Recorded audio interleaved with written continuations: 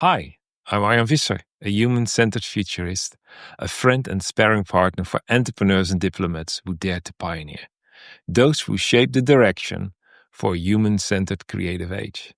In this episode, I was interviewed and didn't know the questions up front. You will hear my raw and unscripted answers. Today, authentic leadership transformation is presented as an essential for driving authentic change and personal revival. Let's dive in.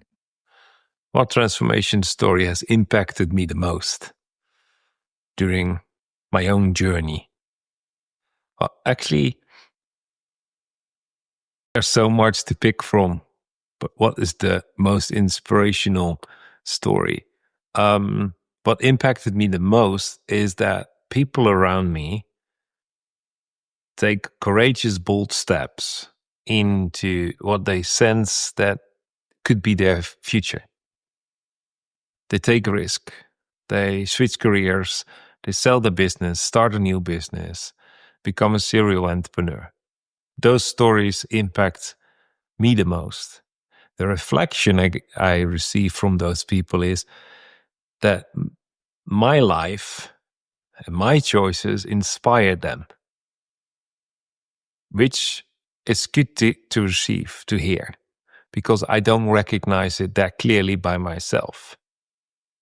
So the most impact in this whole journey has been the peer-to-peer interaction with people that share how they are inspired by you.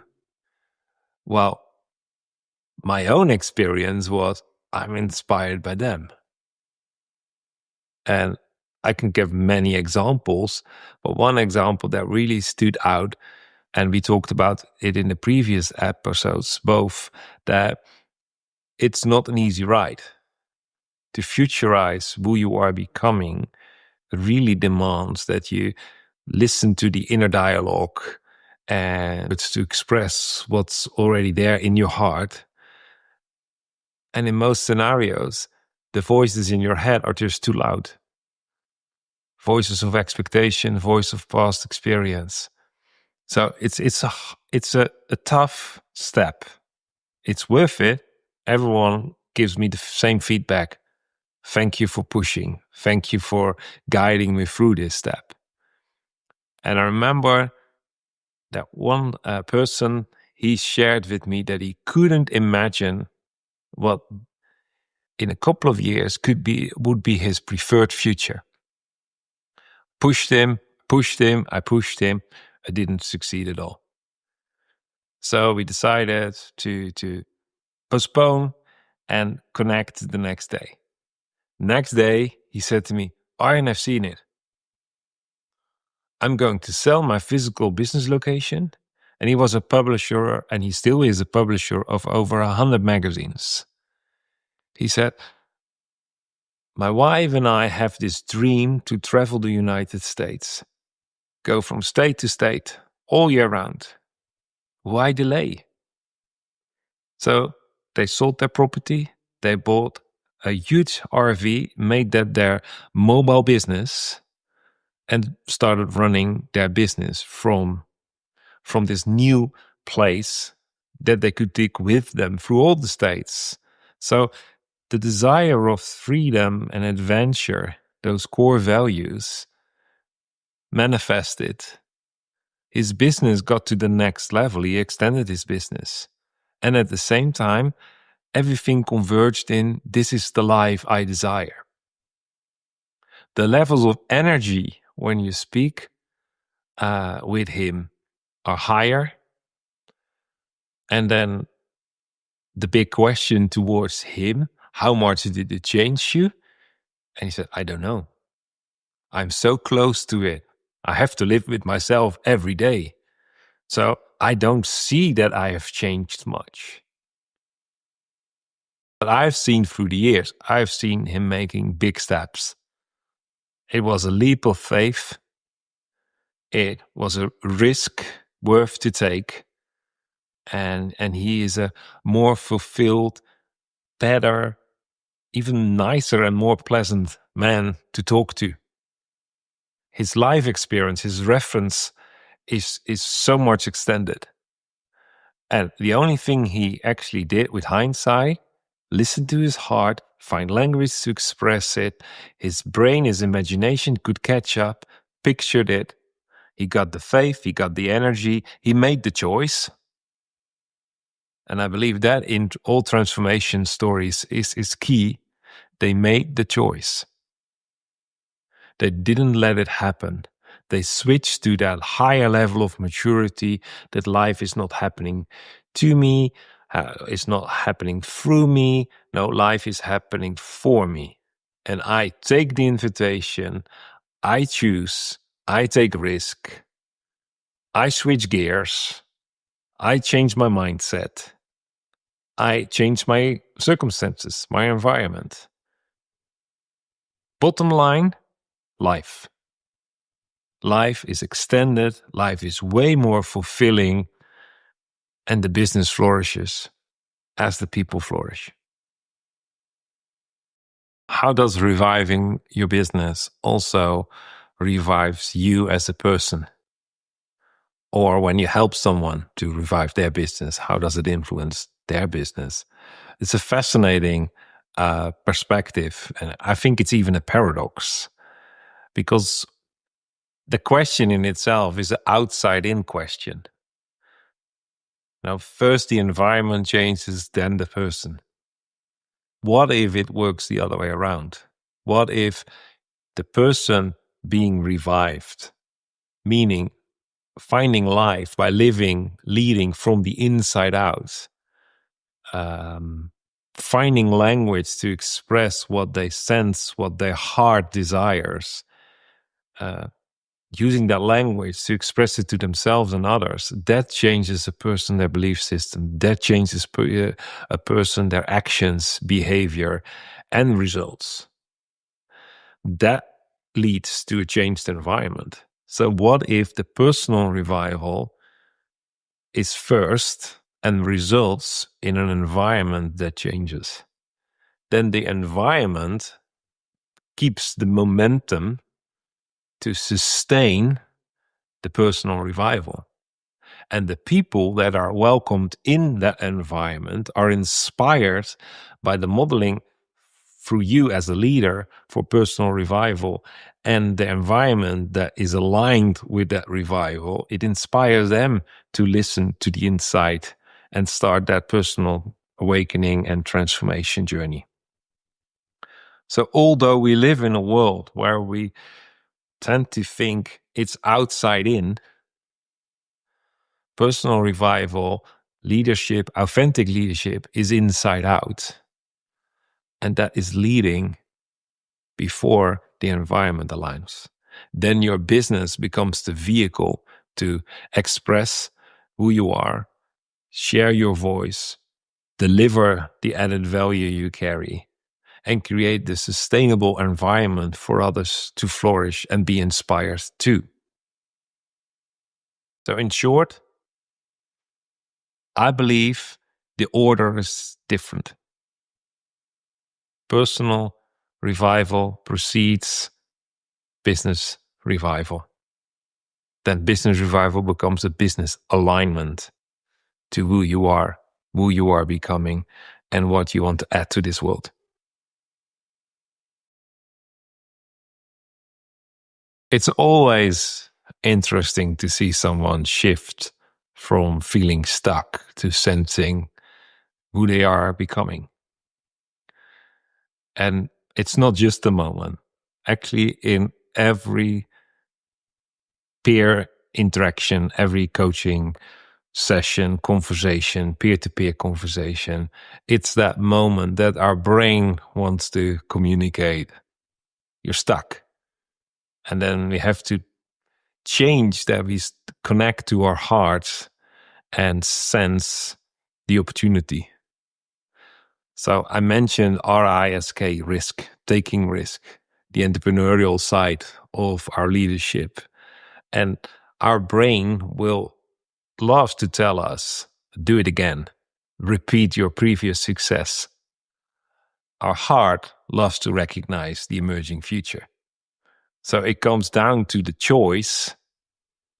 Do I listen to my heart or do I listen to my head? Do I recall a memory from my head and try to repeat the same success as last time? Or do I jump, take a risk, and experience something new, learn something new, expand my worldview, my understanding of who I am becoming? So, just to summarize, feeling stuck is not something that just sometimes happen. Feeling stuck is that signal for my brain. Hey, wait a minute, you're not repeating some success with a guaranteed outcome. You're trying something new. And then it's the trust, it's your maturity, it's the invitation of your heart to listen and from the inside out experience something new. And discern, choose afterwards if this is a valuable, life-giving opportunity or not. It just comes back to the basic thing of how do I learn? By making mistakes, finding out what works and what doesn't work. So the choice is yours to start listening to your heart and from the inside out, discover what's new. The role of vulnerability in business is huge, which means we have to change our approach, our mindset in business. Business is personal, and we are open to listen to others and are vulnerable to change our opinion, change our perspective. So we listen to be influenced. Modeling that capacity as a leader is inspirational for other people because you ask them to learn, listen and learn, change their opinion, change their insight. So being vulnerable is key. And I believe it's Brené Brown who mentions that without vulnerability, there is no creativity. I want to add to that. Without creativity, it's impossible to give expression to your identity. So we need vulnerability in the environment to express our own identity through our unique creativity, add value, bring lasting change, share crazy ideas that sound ridiculous, but they could spark a breakthrough thought, a breakthrough invention that changes everything. So open up, be vulnerable as a leader to create an environment where vulnerability, dignity, learning is not just appreciated, but encouraged. Helping people from knowing to embodying their revival is again the outside in paradigm that we first want to understand, so head knowledge, before we open up for something new. The truth is that learning works the other way around. Learning is being vulnerable and opening up to a new experience, which gives you new insights, which gives you new mental constructs, and trusting that you will understand at the end. So knowledge is the end of the learning curve, is the end of innovation, and not the beginning. So the moment we choose first to know before we open up for a new experience, locks us down, then we can only optimize what we already have.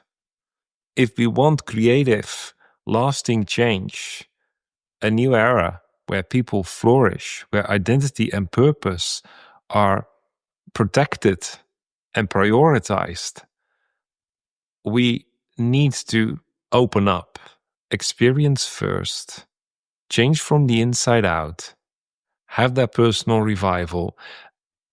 Then we start to understand it. And that starts with developing language. And then we can say we have embodied the change.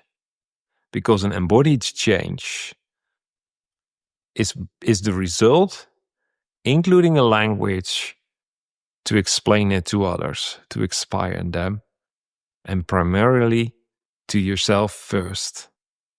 And an embodied change, an embodied revival, an embodied new version of yourself includes the language. And then we tend to joke, at the end of the game, your head needs to catch up. And then your brain will say, oh, thank you. This is the knowledge that I already knew. Because that's how fluid our brain is and our head is. It always loves to run with the latest knowledge. And it doesn't matter when it receives it, but the moment it receives the new knowledge, it says, yes, this is the truth. So you cannot have embodied change without the language, the knowledge, and your brain saying, yes, this is the new truth. And at the other end, you can't start with that either. So open up for something new, be vulnerable, experiences, make the choices, trust you will find the words and the language, and your brain will catch up. And then you have your new status quo, which you can explain to yourself and to others. Thank you for staying with me to the end. I believe it gave you something to think about and hopefully something to act on. I love to read your thoughts in the comments below. Next week, I'll go deeper into authentic leadership transformation with one of my peers. If you can't wait and you're ready to explore the future with us, I invite you to join the A.L.T forum at alt.businessrevivalist.com. This is an exclusive peer dialogue for visionary leaders to step into the future together.